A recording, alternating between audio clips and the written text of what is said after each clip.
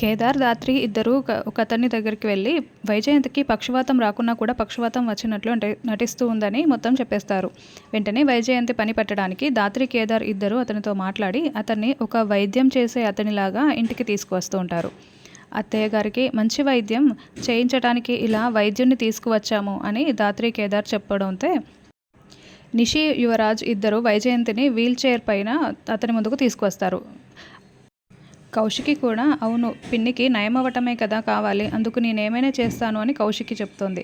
ధాత్రి వైజయంతి వైపు చూస్తూ ఒక రకంగా నవ్వుతూ ఉంటే, ఈ అమ్మి నవ్వు చూస్తుంటే ఈరోజు నా పని అయిపోయినట్లే అని, ఇప్పుడు ఈ అమ్మి ఏం చేస్తుందో ఏంటో అని వైజయంతి తెగ టెన్షన్ పడిపోతూ ఉంటుంది.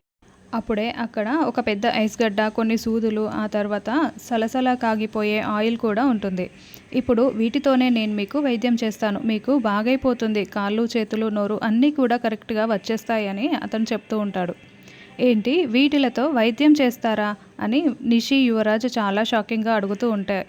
ఆయిల్లో పకోడీలు వేస్తారేమోనని బోర్లా పడుకొని మరీ బూచి దోక్కుంటూ అక్కడికి వచ్చి వాటిని విచిత్రంగా చూస్తూ ఉంటాడు. ఏంటి, వీటిలతో వైద్యమేమీ అవసరం లేదు అని నిషి, యువరాజ్ అంటాడు. అదేంటి నిషి, యువరాజ్ మీరు అలా మాట్లాడకూడదు, వైద్యం చేస్తేనే కదా పిన్నికి బాగయ్యేది అని కౌశికి అంటూ ఉంటుంది. అయినా వీటితో వైద్యం ఏంటక్క అని యువరాజ్ అంటే, ఇప్పుడు ఇతను ఇంత ఎక్స్పీరియన్స్ కాకపోతే ధాత్రి, కేదార్ ఇద్దరు కూడా ఇతన్ని తీసుకువచ్చి ఉంటారు. పిన్నికి నయం అవ్వాలి, కానీ మనకు ఇంకేం కావాలి అని కౌశికి అంటూ ఉంటుంది.